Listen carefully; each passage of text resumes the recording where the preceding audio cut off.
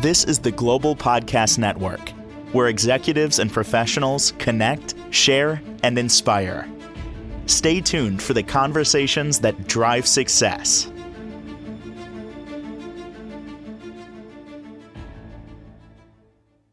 And welcome back, everybody. It's so good to have you back here.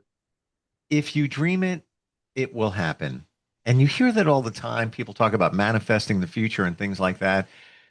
We're going to talk about careers today, and many of us go looking to find a new career path or a career path. What about when it finds you? When it just shows up? It might be at your door and you don't even realize it. We're going to talk with somebody today, had some of those realizations and has created this is the interesting part, has changed her career path, but it also inspires others along the way to make their dreams come true and ultimately helping others. She is a licensed massage therapist and author, owner, director, and educator at Daybreak Geriatric Massage Institute. And it's so great to have her back as our professional of the year. Dawn Castiglione is on the program. How are you doing today? I'm doing great, Steve. How are you today? Terrific, terrific. And we touched upon your journey a while back, but I love to dig back into that and put the microscope on it.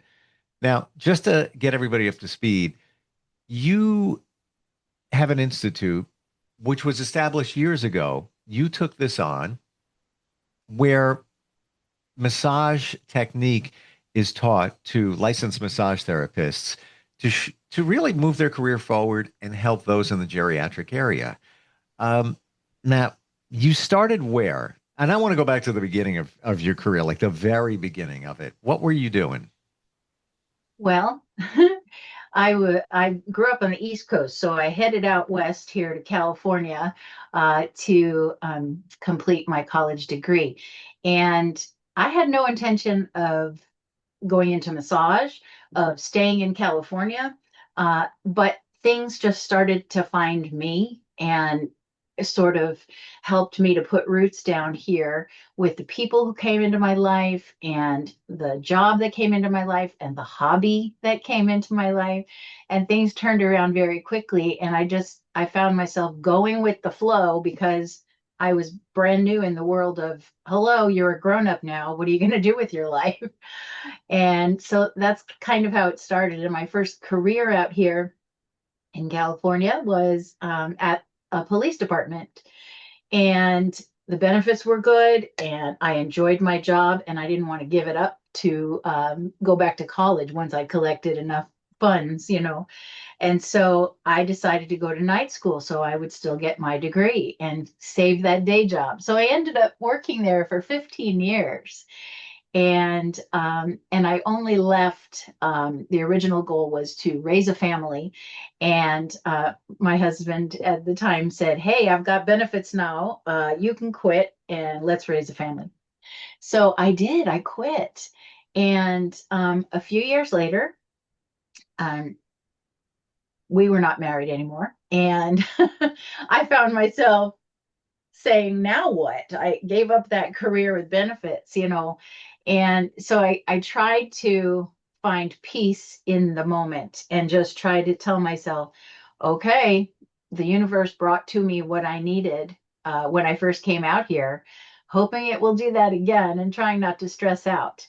And all of my friends in the hobby I was a part of encouraged me to do something at this point in my life that I loved instead of going back to a safe office job with the benefits and so I dreamed a little, and they helped me to dream because they said, you always make people feel better, like when they have a headache or whatever, massage their neck. Why don't you be a massage therapist? And at first I was laughing at that option, thinking, oh yeah, I have to go to school for another year.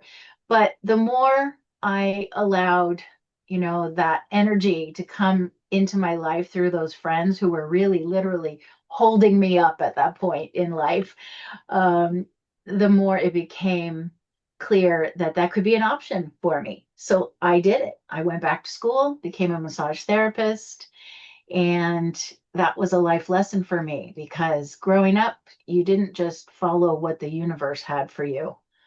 You followed strict rules, and you did what your family expected you to do and all of that. So it was a life-changing experience, and it led me to massage, and I'm very grateful. Wow. So, couple of things here that many struggle with, and many of us ride on the safe side for obvious reasons. Many of us don't like change because we're programmed through evolution, in my estimation, to stay safe. You Yeah, know, be that's why safe. we're still here. Go back to, cave people time where you use your intuition. You were on the safe side. If you thought you heard a noise outside the cave, you didn't go out. Could be a pterodactyl. We're still here.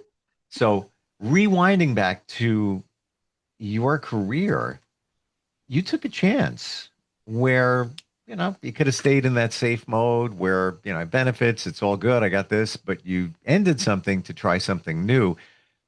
What did that feel like, and what gave you the courage to do that?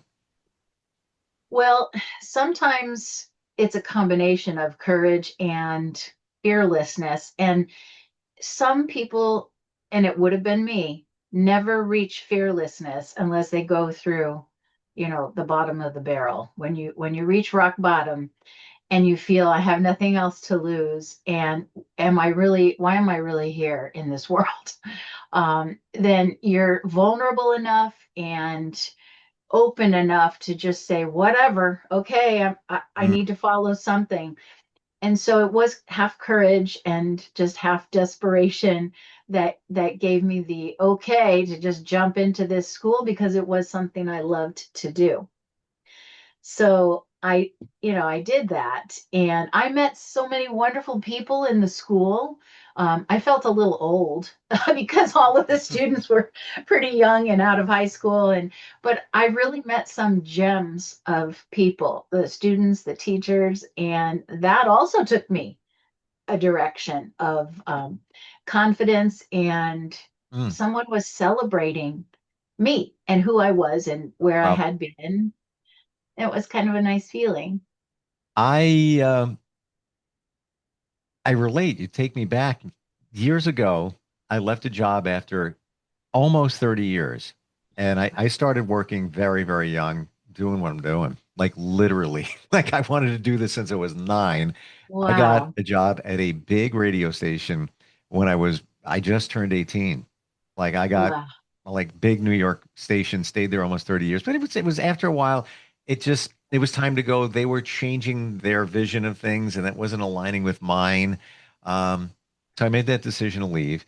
And after I did, I was talking to a friend, and a very intuitive friend, and he said, when you're at your lowest point, that's when you're most humble. And it kind of Yes. sounds for you, the same situation where, it's not out of desperation. You can do Right. it whatever you want. You're there, but you're at that point where it's like, I'm at the ground level again. What just happened Right. to me? Um, Right. and then, I started working someplace else. Then I opened a marketing company, which I still have. And then things started changing, but it was a feeling of being lost at that moment. Did you feel that way? I did.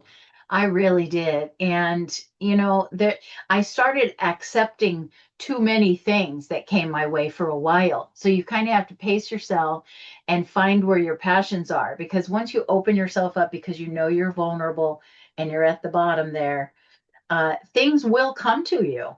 Opportunities will come to you. And being discerning at that point is not always the easiest thing, because there's that little bit of fear that you still have, Yep. oh, maybe I should accept this and this and this in case I Mm. don't have the income from that. Yep. And so, yeah, I kind of overbooked myself quite a lot. Used to be a dancer in my younger days, and taught dance. So one of the side things that I did, having to do with my hobby, which was a choral group. We sang and danced. It was sort of like a show group, and I was a dancer, so I can lend my assistance doing choreography and training and creating. So I started doing that. And then that led to traveling all over the country to do it for other choruses. Wow. Oh my gosh, Steve, it was just overwhelming. And again, lovely people and opportunities and lessons that came into my life, but certainly not giving me time and energy to focus on the massage. So, over the years, things just kind of moved. The pieces move. One of those puzzles where the tiles, you have to move one tile up and Yep. one tile over. And yeah, it felt very much like that for a lot of years. So, yeah. Hmm. Uh, I know my answer to this question, and I'm not going to say it until I hear yours. But if you look back, and at that time, and maybe this applies to, even a greater time during your career path, what's your regret? What's your regret? wow. And I don't want to be negative here at all, Yeah, yeah, yeah. but there's a lesson in everything, I believe. And Yes. I learned a lesson in that. And I'll tell you mine. You go first. Okay. Yeah, thanks. I the one regret that sticks out for me is that I did not learn early enough to love myself and respect myself and set Mm, boundaries for myself, that kind of mm. a thing. And I think that Wow. contributed really to the spreading myself too thin because you're constantly trying to prove yourself. And instead of looking inward and saying, okay, I'm complete by myself. Okay, now where do I want to go? Instead of saying, oh, this will complete me, this will complete me. I think that's my only regret. But maybe I Wow. had to learn it all to get where I am. Potentially. And interesting that you say that because after you said that just now, I need to agree with you because my regret would be after that. And if I did what you just said, I wouldn't have my regret, which is, why did I ever worry about all of this stuff? Why Oh, did I yes. worry? What a waste of time worrying about, next job, income. Yes, we need to support ourselves, families, et cetera, et cetera. But I regret ever worrying about money. Even when Hmm. times were okay, I'd be like, well, what if that goes away? And if that goes away, then oh my gosh, blah, blah, blah, blah, blah. What a Yes. waste of energy and time. And if I had done what you said, easier said than done for all of us, Yeah. finding ourselves, loving yourself, having true confidence in yourself, that worry would not have been there. So chicken or the egg, right? Hmm. So if yeah. Yes, Hmm. exactly. And honestly, that what you just said, I only figured that out in the last couple of years, like fully figured it out, Yes. you know? Yeah, I understand. And What was that moment? Because they say you need to love yourself before you can really feel comfortable and have the best relationships and everything. When did that come clear for you? When did that day come where you just said, I'm good, yeah, I'm a good person. I love myself. Good people. You remember that moment? I kind of do. It's a chapter rather than a moment. But Hmm. when my grandmother passed, and I was very fortunate to have two grandmothers in my life as a child, and they both loved on me and cared for me, and I was with them a lot of times in my life. And they were those people who believed in me. No matter who I was, what I was, the love was just so pure.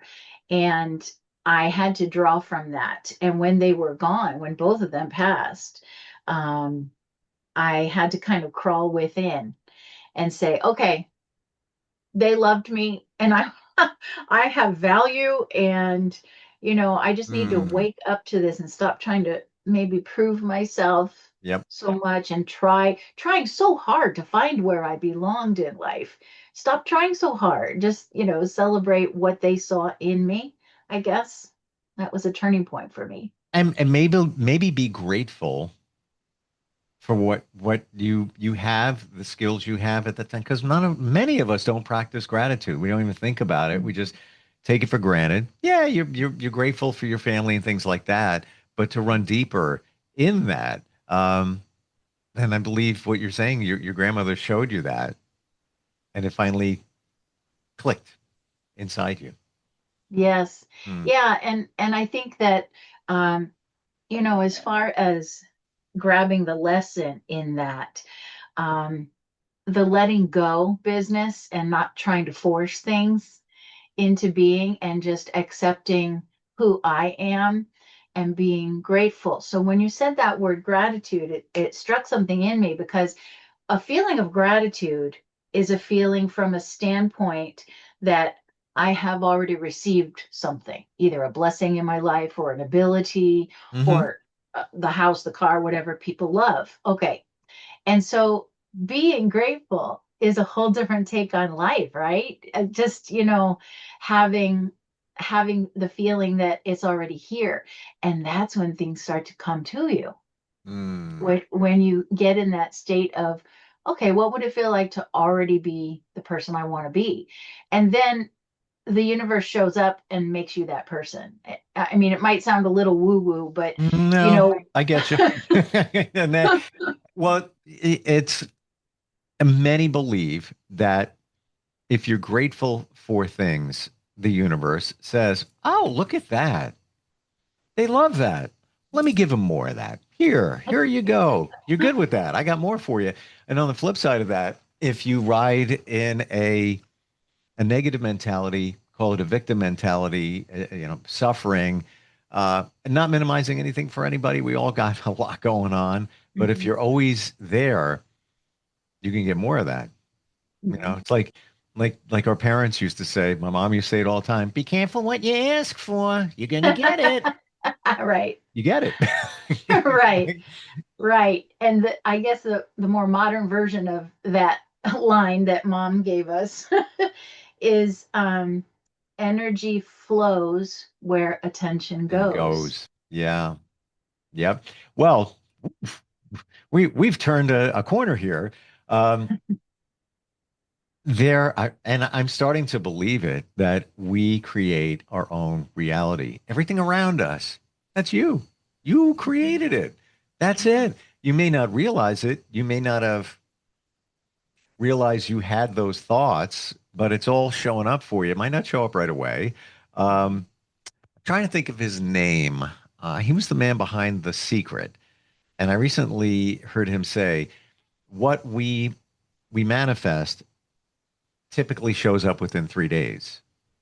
Wow. 3 days. Yeah. Now, why doesn't it show up? Yeah, I want that. Got a vision board on the wall. Why is it it's not here? Yeah. Because you're blocking it.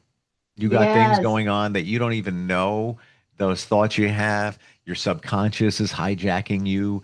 You don't realize it, and it should be showing up in 3 days. If it's not, something's going on there. Right. What do you think? Yes. What do you think about that?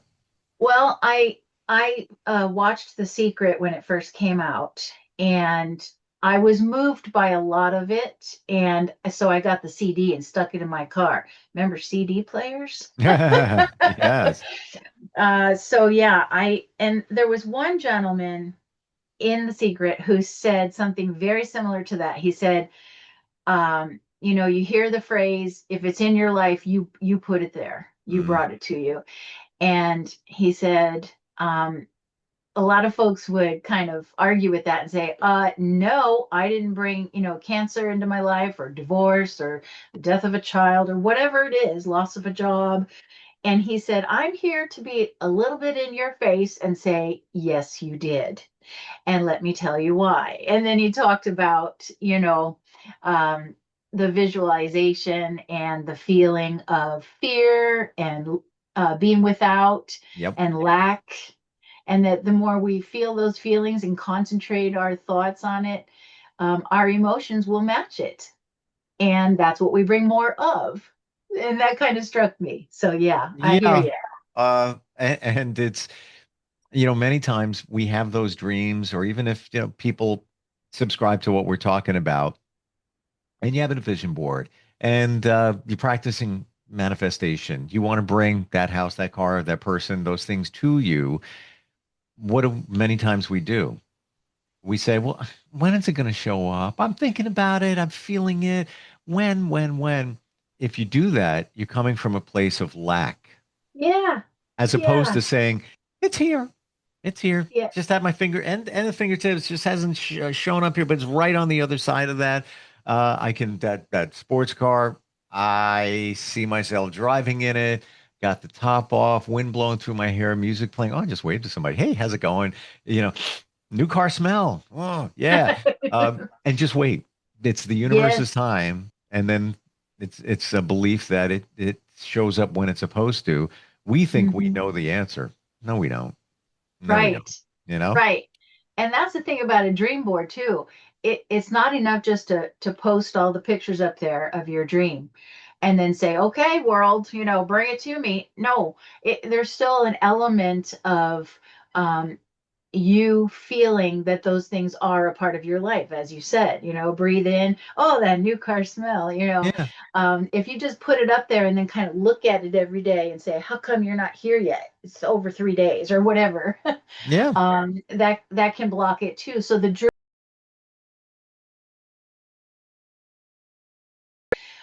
mental thoughts, energy flows where attention goes. Keep our thoughts in the place of already having it.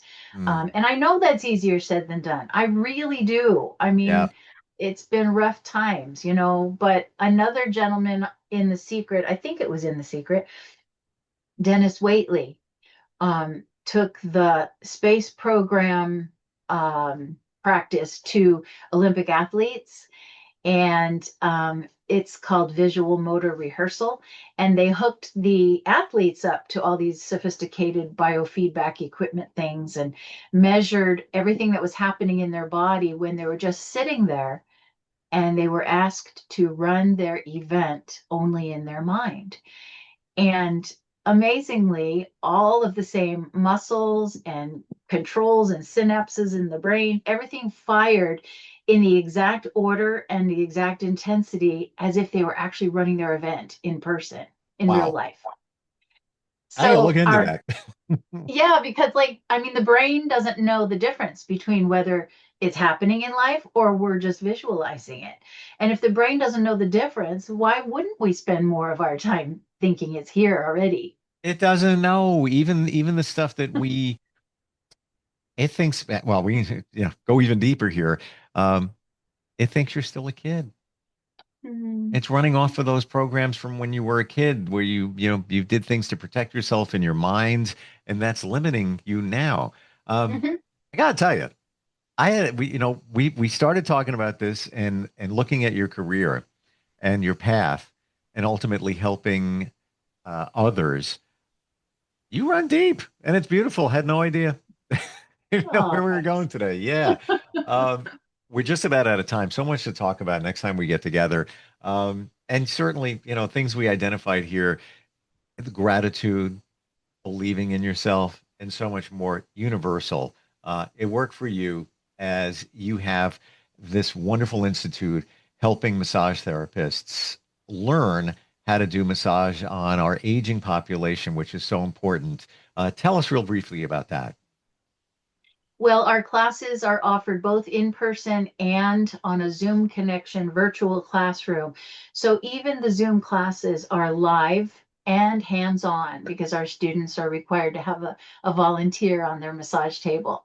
So they're getting the same experience, but not having to, worry about transportation, lodging, meals, and so forth. Sure. And we still get to network with other massage therapists and we learn from each other. It's an amazing 2.5 day class, 18 continuing education units, and we learn how to handle a massage session with someone who is elderly and a bit more frail, or someone who's younger with a degenerative condition. Effectively but safely is the most important thing. Mm. And as I've learned from you, it is so important for older folks to move or be moved, if you will. There's so Mhm. many things in as you get older that things don't move the way they did, or you're not as active. Things are stagnant, toxins Mhm. build up. All of that leads to disease and illness and uncomfortableness. How do we connect, Dawn? If somebody has Yeah. a question, they want to find out more. Yes, absolutely. Visit our website, which is daybreak-massage.com. And Daybreak is one word and then a dash and then massage. And there is a contact us page on that website, and just drop me a line and I'd be happy to give you a call back and answer any questions you have a discussion with you, help you feel like, maybe I'm in that point in my life where I need a little layer of something added in here, a new direction to go in. I'd be happy to chat with you. Wow. Thank you so much for today. Inspiration in all areas. Certainly somebody looking to up their game in terms of massage therapy. But again, everything we talked about is things that people deal with all the time, struggling, self-doubt and all of that. And I appreciate it. Thanks for being here. Thank you for having me, Steve. All right, we'll catch up soon. We'll be right back. This is the Global Podcast Network, where executives and professionals connect, share, and inspire. Stay tuned for the conversations that drive success.